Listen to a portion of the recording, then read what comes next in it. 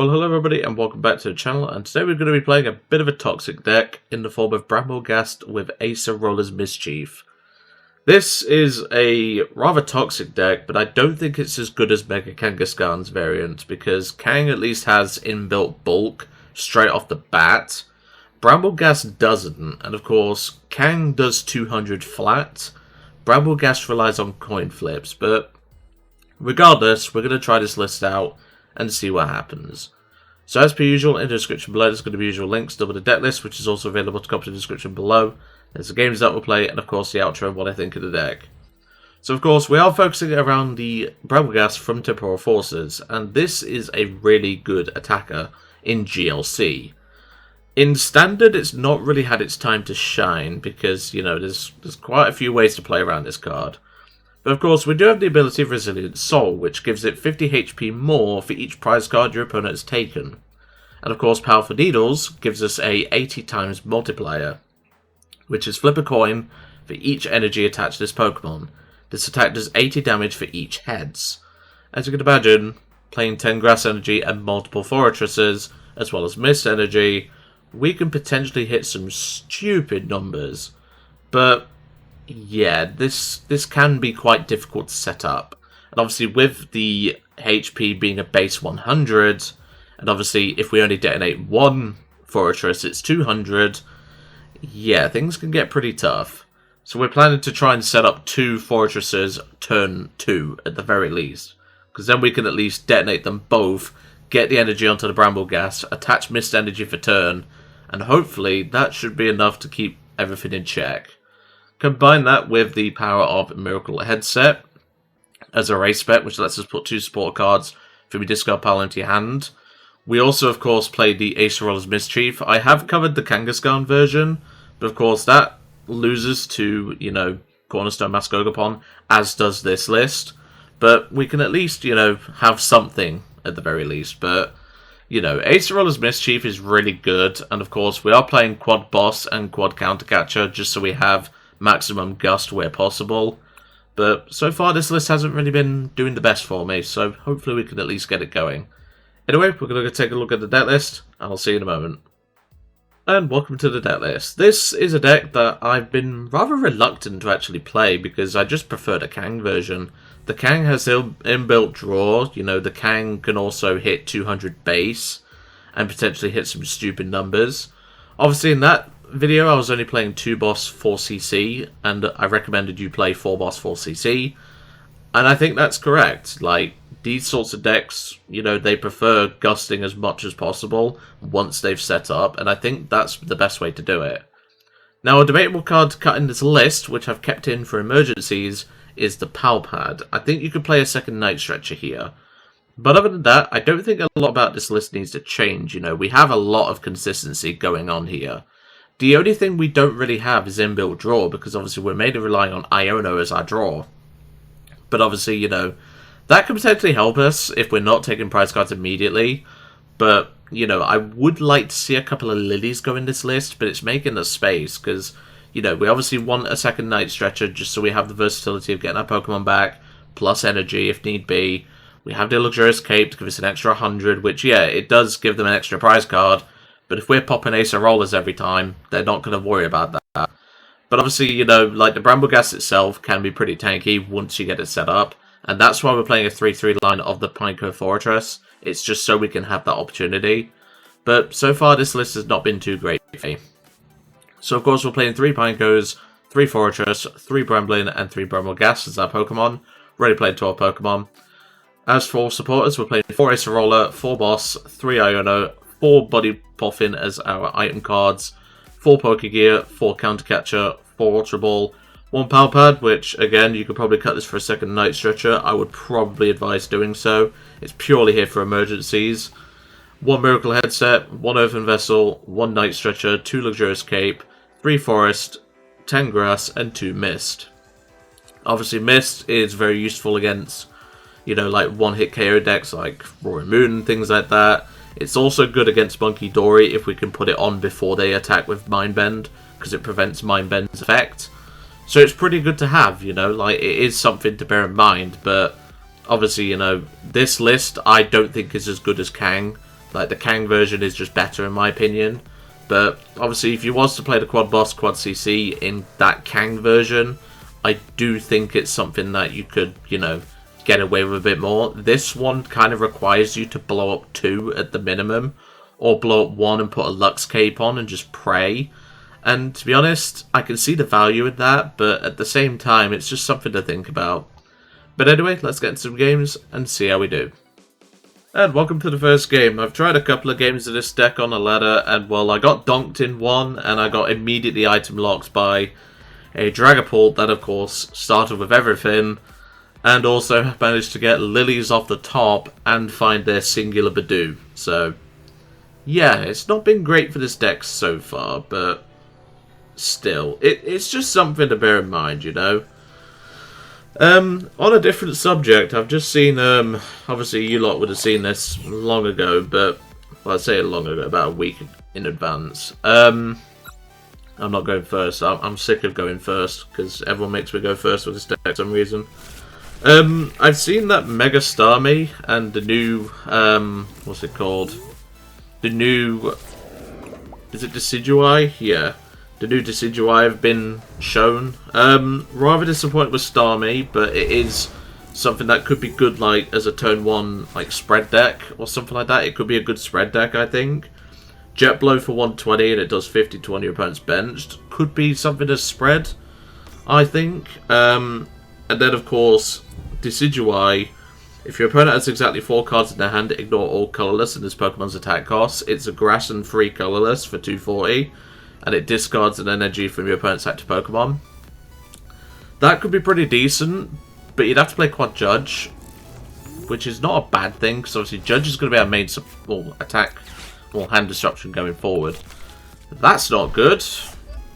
It's time for a blot, I guess. 420, because we've kind of bricked. Which is, again, if we started a Kang, we could draw 2 cards and see even more. If they have, I think it's, does Morgrem have a good attack? I think it's 60. I could put on the Lux Cape, but if they get Red Candy Grimmsnarl, we lose anyway, so there's no real point. If they get Morgrem plus Dark Energy, they just win on the spot. Kind of a shame we whiffed the Pokégear there, but, well, that's just how unfortunate it is. If they do attack with Corkscrew Punch, we can heal it off, I guess, but, well, I don't think they expected me to, you know, attack that soon. I guess, I don't know. I could have put on the Lux Cape thinking about it, but like I said, it's just, they're just passing. Okay. Well, I might as well do this then, if you're going to do that. I'll boss the other one, because then it forces a bit more resources, and I'll just block 20. I never thought I'd be attacking with this attack, but, well, look at this hand. I can't do anything. I legit can't do anything. I'm just going to boss the Impidimp, force them to have more resources. Because obviously this requires them to get Red Candy Grimmsnarl, or if they play Energy Switch for their Monkey, you know, like, I'm trying to force more out of them. There's the Morgrem. So they had the Morgrem in hand. And they had that in hand as well. Maybe they're trying to give me a chance? I don't know. Maybe? I don't know, but my opponent is definitely making a bit of an odd choice here. A top deck of Iono, or them Iono in us, would be really nice. And nope, they're just going to pass. Okay. Well, there's an Ultra Ball, so we can get a thingy down. We can get a Pineco down, at the very least. But if they get Grimmsnarl, we just pretty much lose. And plus, I'll go out with style and detonate the exploding energy, just because I can. Why not? They've not played any supporters, they've not played anything. And I was about to say, I wouldn't be surprised if they had the Grimm in hand. You know, like, I don't know what's happening with them. I don't know why they're taking this long to actually do anything. Strangely enough, they didn't thin for the other Impidimp, but, well, there's nothing I can do when I've got a brick start, I've got no Body Poffins, no Ultra Ball apart from the one. You know, it's... You know, there's only so much I can do. And yeah, I'm going to go out on my own terms. I'm going to Exploding Energy. Just going to fail it. We knock ourselves out. They take their prize cards, and we lose because we don't have any bench Pokemon. That is sadly how this variant has been going for me. Let's go to a game 2. Well, now you can kind of see why I prefer the Kangaskhan version, because at least with the Kang version, if you start a Kang, you have inbuilt draw just immediately, like just drawing 2 cards. And while with this version, you don't really get that. Like, at least with the Kang version, I'd want to go first, because then I can set up a Kang, maybe get an energy attachment onto it already. You know, just something, I guess. But so far, this variant has not really been doing that for me. But we do start the Pineco, which is alright. We can obviously Ultra Ball stuff away. Probably going to Vessel away the boss. It's the most Vesselable card in this hand. Two-Mask Ogerpon. This could get rough then. We don't want to give them Forest then, if that's the case. But hopefully we can, you know, we can at least do something. Plus, who would have thought I'd be blotting 3 attacks in a row? Like, you know, blot is not a great attack, but... And of course they get Teal-Mask into Precious Trolley, just to make my job even worse. Slack off, Teal-Mask? What the hell? Are you playing Slacking? Huh? But why would you play Fan Rotom? That just seems weird. Would you not play Hoo Not Out with that? Because like, you're playing Teal-Mask for your draw, you might as well. This is some spice. That's what I like to see. Well, I did say that the boss is the most, shall we say, Vesselable card here. So we've prized that. We've got 1 Pineco in there. That's fine. Okay, what about Mist? We have prized a Mist. That's fine. So we're going to Ultra Ball away a Counter Catcher and a Grass Energy. Grab a Bramblin. I'll attach to the Bramblin. And I'll pass. I won't Pokégear yet, because Pokégear could be helpful. But yeah, you can kind of see what I mean. Like, this early start, so to speak, just gives you an idea of how this deck has been running. Like, oh, they've even got the Jet Energy. Do they have the Stadium? Oh, of course they play Tenacity. Why would they not? They're even playing Battle Cage. This is spicy. Let's hope they forget to put the Stadium down, I guess, because this is not looking good for us. I mean, we can Night Stretcher this Pineco back, so it's not the end of the world, but this is not looking good.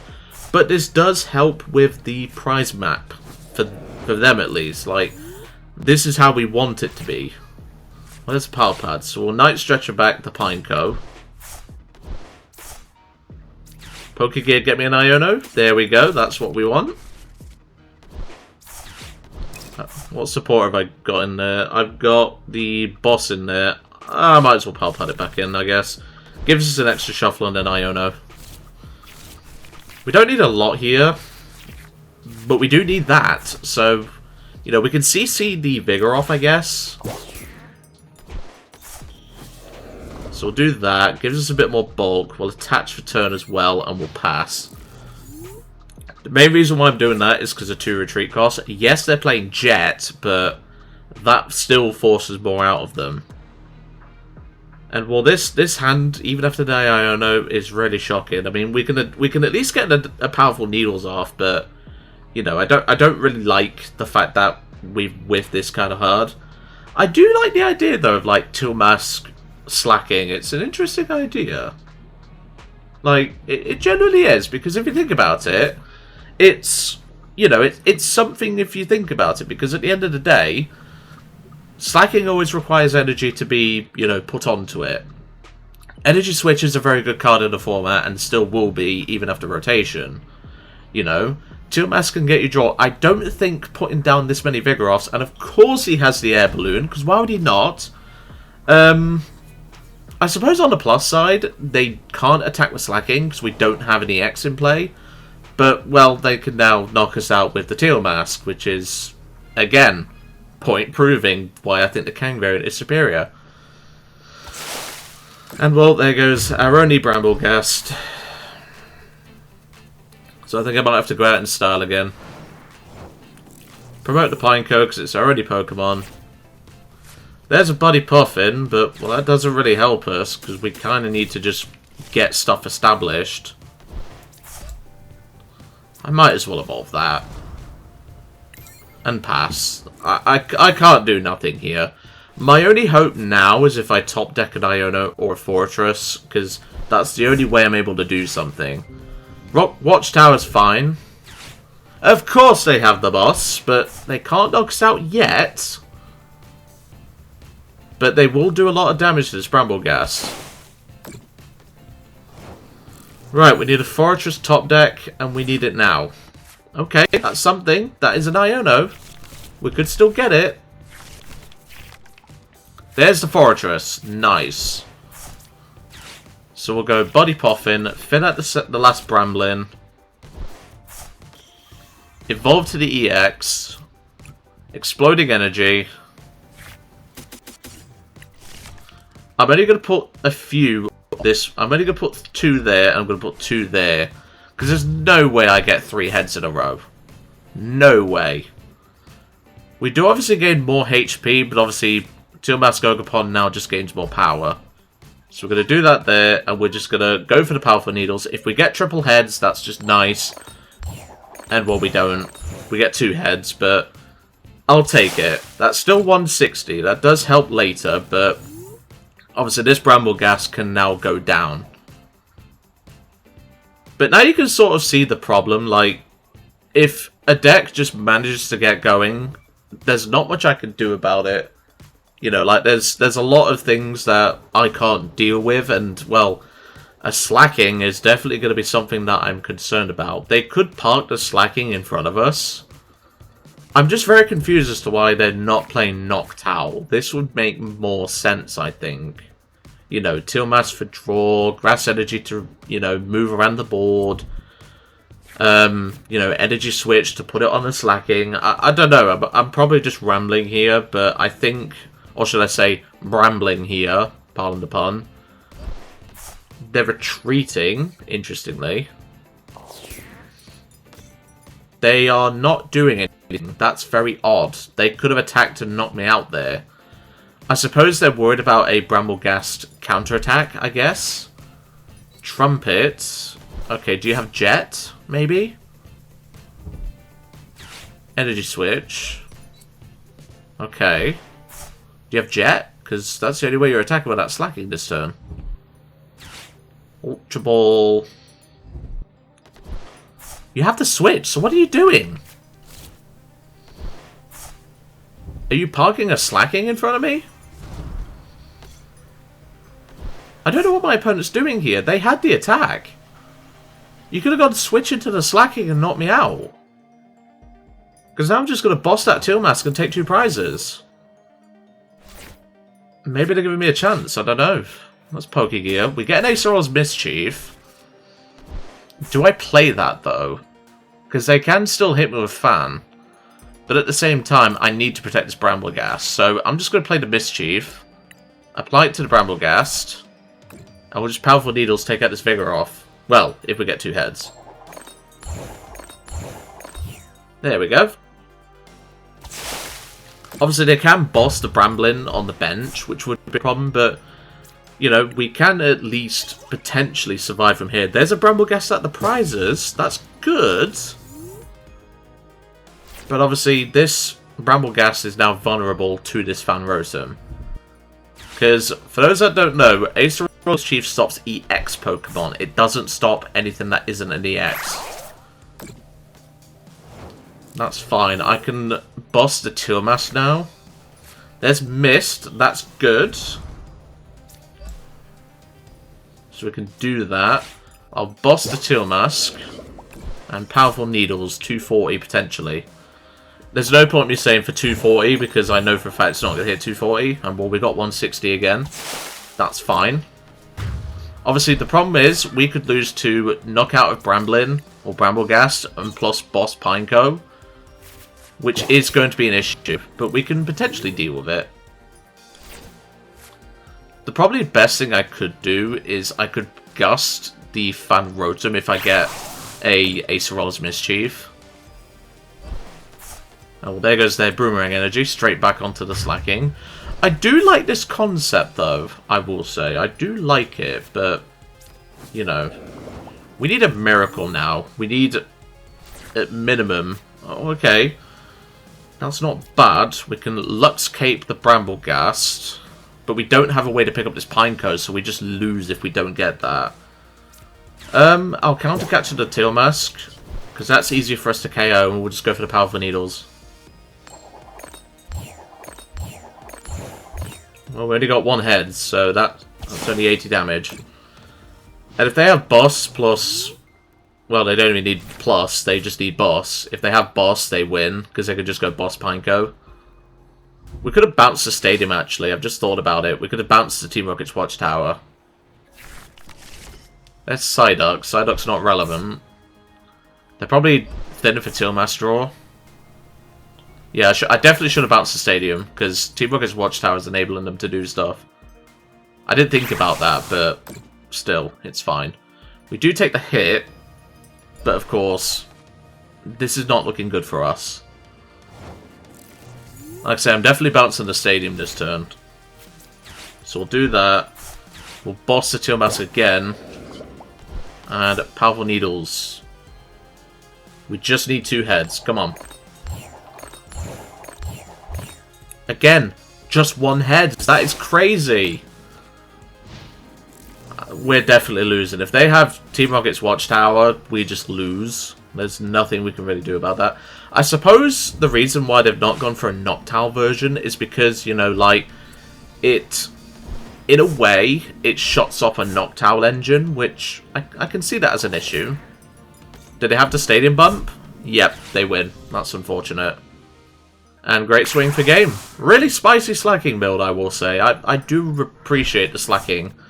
But, well, there's not much we can do about it when our start was so terrible. Let's go to Game 3. And welcome back to Game 3. That was an unfortunate Game 2, but we did get close, even with that terrible start. And also the fact that we're playing against a deck that, to be fair, even if we did, as we saw, we did bounce the stadium, it didn't end up mattering. But it could have, because obviously we could have forced them to be a turn behind. But I still think we would have lost that game anyway. I'm actually going to go first, because, well, I'm bored of bricking, and I'd rather just get my basics down if I can. Okay, we start the Pineco, so that's something. That's fine. We're getting a mulligan. What are we facing? Cynthia's Garchomp. We hit this for weakness, so that's nice, I guess. That's pretty good. Obviously, they can potentially get their board set up quite quickly. There's a Buddy Poffin off the mulligan there, so that's even better. And an Acerola, that's even better as well. In fact, I don't need 2 of these right now, do I? Then again, if I go double Forretress, there's not a lot they can do about it. So I'm just going to grab the 1 Bramblin. I'll attach a Grass Energy to the Bramblin, and I'll pass. This should be a very good matchup for us.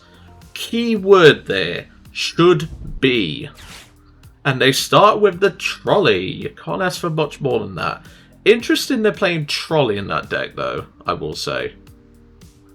This could be our first and only win of the video, though. That's for sure. Like, this is a good matchup for us, you know? Like, we do have the potential of going quite well into this matchup. And of course they've got the Bidoof. Have you even got the energy to retreat just to make my day worse? Of course you do. I mean, to be fair, it's not a bad thing, because we can still go Forretress, Brambleghast. It's not a big deal. And I'll just nuke this Bidoof. I don't really care. But that does mean they're a turn behind on their energy attachments, so that's good for us. There's the Itchy Pollen. That's fine. We don't need to double Forretress this turn. That's fine. So evolve to you. Evolve to you. Just got Iono. Don't need to do anything else. Okay, that's pretty good. Lux Cape. Exploding energy. All in on the Brambleghast. Yeah, they're going to have a bad day when they see 300 HP. Trust me, my friend, it's going to get a whole lot worse. Well, attached to the Brambleghast. I can't Buddy Poff it to grab another, but it's fine. And we will Powerful Needles for potentially 560 damage. I'll say right now, we're probably not even going to get halfway through that. And yeah, look at that. 5 tails. That's crazy. But we at least got 1, which means we do take out the Bidoof. So that's something. We're going to need at least 4 heads to take out a Cynthia's power-weighted Garchomp, by the way, because obviously we do 80 times. In fact, no, we need only 3, actually, because it's 80 times, so 240 times 2 for weakness. But even for a 1 without a power weight, we still need 3, because it's 320 off of 2. And of course, we don't play any other damage mods, so that's just something to bear in mind. But this is alright for us so far. We've got a pretty good start. We've obviously got the Forest of Vitality Stadium. We could be okay here. And obviously we can go for, you know, Iono to 2, which would be really nice. So we could be okay here. We could be very much okay, because we can Ultra Ball thin these cards out. We can put the Forest down. Crispin. Okay, I wasn't expecting that. That could be a problem for us later. What's their other energy type? Dark. Okay, that's fine. We can deal with that. Very interested to play Dark, so that means they've got a Monkey Dory hiding in this list, but that's fine. We can deal with that. And just a pass. That is fine. So, what I'm actually going to do is I'm going to set up another Brambleghast. So, Ultra Ball these 2 away. We can then grab the Ghast. Yep. That's his reaction there, that's for sure. So we'll do that. And Iono. No Fortress, but that's fine. We don't need to mention another Pineco. I will Pal Pad back those Ionos, though. They could be useful. And yeah, we'll Powerful Needles for potentially 1,120 damage. Which... again, that's exactly the same what we got last time, but we hit 320 now, so that's fine. We hit it for weakness.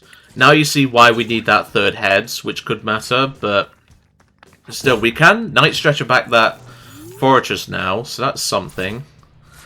Yeah, my opponent, unfortunately, can't really do a lot against this matchup. Like, he does have damage mods, which let him hit these sorts of numbers. But he needs Rare Candy Fighting Energy plus the Garchomp, which you can get the Garchomp now.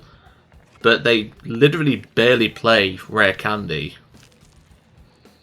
And judging by his time of thinking, he's probably not playing a Candy. And if he is, it's probably prized. So that's good for us. This is probably the best matchup we can ask for, especially when we get that second Forretress off, because then we can just Acerola, Acerola, Acerola. And maybe we can play the Miracle Headset. Maybe we can play the Miracle Headset. I don't know. We'll soon find out. So there's the Bite. So he can do Dragon Slice for 70 if he wants. Or 100 if he grabs the second Roserade. Because he can evolve via Forest of Vitality. He can do 100, but obviously we could just go, you know, Acerola, Acerola, Acerola. And force him to go Gabite only. So he's going to have a very bad day when he realises that we're playing Acerola's Mischief. But, well, I've kind of earned it after this video. Like, this has been quite the painful deck to actually do for a video. As a boss, they're going for the Brambleghast. That's fine. We can deal with that. Does mean we're going to struggle for energy, though, but that's fine. Because I don't think there's any grass left in... well, there's going to be a couple left in deck, but I don't think there's much grass left in the deck, I'll be honest. I'm trying to remember how many grass was actually in the deck. Even if we just get 2, it's fine, but, like, we don't really play anything that helps with that. So let's Buddy Poffin and check the deck. Because I don't think we have enough to get this guy out of the active. We do. We have just enough. That's Night Stretcher. Grab back the Forretress. Evolve. Exploding Energy. Detonate the Explosive. And now... he's not ready for what's coming. We play the Acerola's Mischief, target the active, and we will Powerful Needles. We just need one. And I was going to say, apparently that's too much to ask for. But there's that. That's another knockout. This is the ideal board state we'd want. It's similar to the Kang version, but obviously we don't have, you know, anything going for us in that regard. But yeah, now it's going to get a whole lot harder for my opponent. But with our Tails luck, because we've been getting so many Tails, like... we have a lot of energy on these Pokemon, and we've just been getting barely any heads. We barely was able to knock out that Gabite then. And there we go. That is a concession. I will take it. Because now we can just spam Acerola, but we didn't get to play Miracle Headset. But, well, that's just apparently going to be a running gag of these, like, you know, Forretress decks until rotation, that is. But I needed that win. That's for sure. I definitely needed that win. So, what did I think to the deck? This is a deck that I think is outclassed by the Kangaskhan version. The Kangaskhan hitting a raw 200 plus 50 on top is just a miles better damage mod, because at least then you can play Vitality Band to hit 210, take out, you know, Tilmascopons. You know, you can hit those numbers a lot easier. And obviously, Kang is a basic, and it draws itself cards. The Brambleghast don't, and it's a stage 1, which, yeah, we do play an increased count of Forest of Vitality, but still, I don't think it's... well, this is a deck that I would personally play. I wanted to play the Brambleghast version, though, because it's a version that obviously did see a bit of play when Acerola first came out, and, well, I've never covered it myself, and I thought, well, I might as well try it. But anyway, I'm going to leave you all to it for today. Really hope you enjoyed seeing Brambleghast Acerola. Even though we only won one game, but, well, that's just how this deck goes, unfortunately. And I'll see you all on the next one.